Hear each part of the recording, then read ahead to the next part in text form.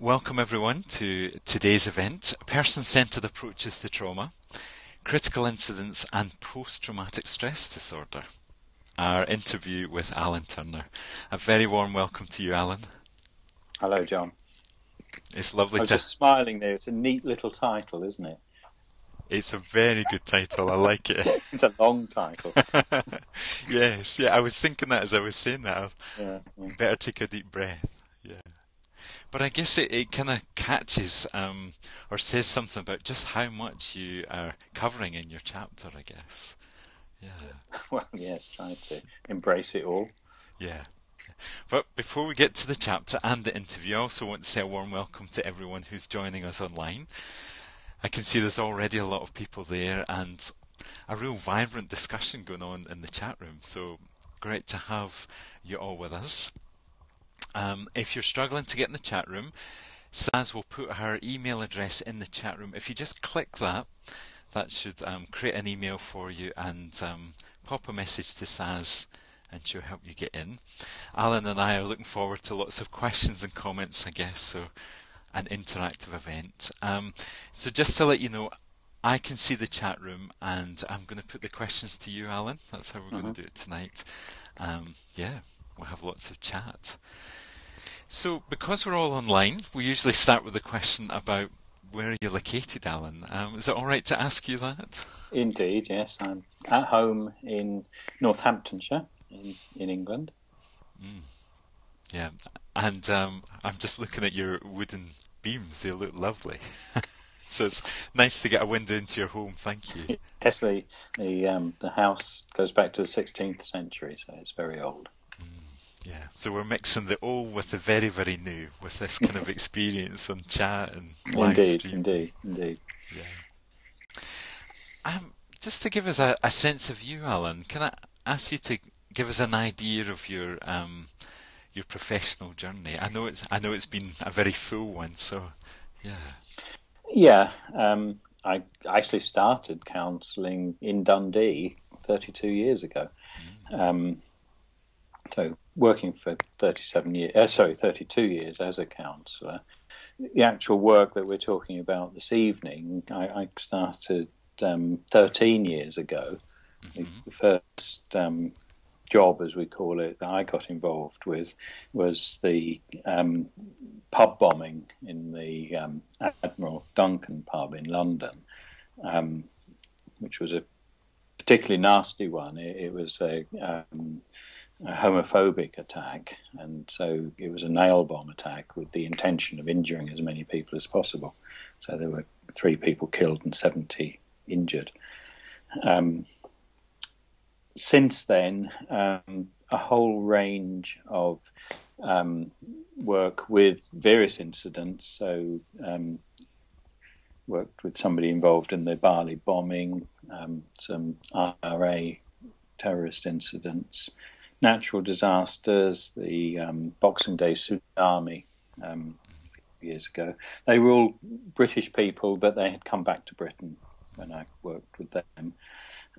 Various criminal activities, literally as recently as 3 or 4 weeks ago, a murder of a person in Bedford. I debrief people involved in do you remember the Whitehaven shooting in Cumbria? I do. 18 months ago, I guess that was. Lots of train crashes when we had those terrible train crashes that were going on.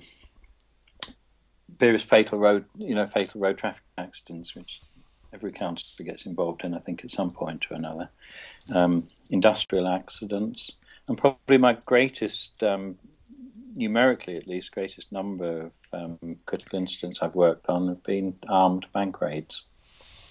And that's been pretty much across the British Isles. So various jobs in the Republic of Ireland, Northern Ireland, quite a lot in Scotland, and quite a lot in England and Wales. Yeah, so it's been really varied geographically and in the I guess the types of traumas Yes.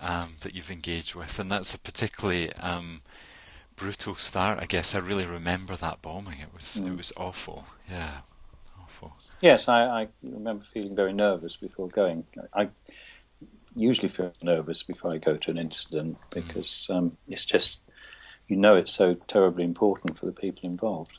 Yeah, yeah, yeah. So you feel the responsibility, I guess, or the desire to be as helpful as you can. Yeah. Yeah.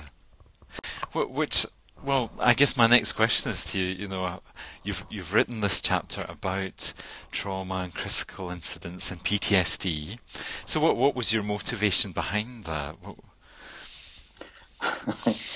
The really simple answer to that question is I was attending a BAPCA, British Association for the Person-Centred Approach, AGM in Birmingham, and walked into a pub where I met Janet Tolan, and who said to me, "What are you doing these days, Alan?" And I said, "I've been doing a lot of critical incident and trauma work." And she said, "Oh, we'd like a chapter for that in the book we're putting together." So that was the sort of, that's what introduced me to it. Yeah. But I suppose the more serious point there is that I think I've always been interested in things that the person-centred approach isn't seen for doing particularly. So I've done a lot of work with couples and a lot of this work. And so I think I'm interested in working with these sort of situations that are seen as more difficult.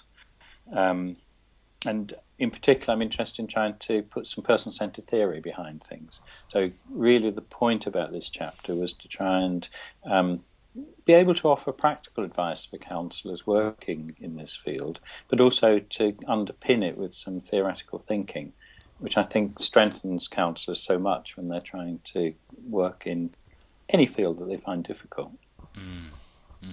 Yeah, that theoretical bit is just so important to give ourselves confidence about what it's we're underpinning, doing. Yeah. It's I think you don't need to worry too much about theory when things are running smoothly, but when things get difficult, you're really pushed back on your theory, and you to really make decisions on the right thing to do. You're really going back into your theory, and that underpins your thinking. Yeah. Sounds so important. And I just want to catch what you said about what you're passionate about, the real extreme or difficult edges of counselling, I guess, and making sure that there's theory there, that we're supported as practitioners for those hard jobs, I guess. Yeah. Very much so. Yeah. And then trying to explain it in a way that makes sense to people. That's the other intention of. I hope that works in this book. Yeah. Well, I want to ask you a little bit about the theory and how that works, but we've got some questions in the chat room, so maybe we could do a couple of the questions, maybe come back to theory and then see what's there. So there's a question about how to keep our own mental health okay as practitioners when we're working with such difficult experiences, extreme experiences. If I've been involved, because sometimes many of the things I'm talking about, I go on site to work. So your question absolutely hits the point on the head, because I, for instance, remember dealing with a factory explosion on the west coast of Scotland, and I was there for 3 days. I was working 8 to 10 hours a day each day. So you're absolutely absorbed in what's happening. And I literally would have supervision every day for that. So the organisation, it was NEAP, who sent me, the person running me, if you like, would phone each night, and I would debrief for about an hour on what I'd done. I think you actually, with difficult incidents, you can't do too much as well, because it can become overwhelming. Yeah. So every day you needed that kind of contact to debrief yourself, especially when you're doing so many hours. Yeah. And I would always get supervision very quickly after an event. Yeah. So I guess you would be coming home to a solid piece of supervision too. Yes, but certainly if it's an incident where you're away from home, just If it's a bigger incident, of course, there'll be a team of you, so you kind of support one another, and that's helpful. But if it's a job that you're doing on your own, then it's particularly important, and that's where telephone or Skype is important. Yeah, so maybe the technology can be helpful in terms of getting the support too. Yeah, I think so. Yeah. And would you recommend any particular training for working with trauma?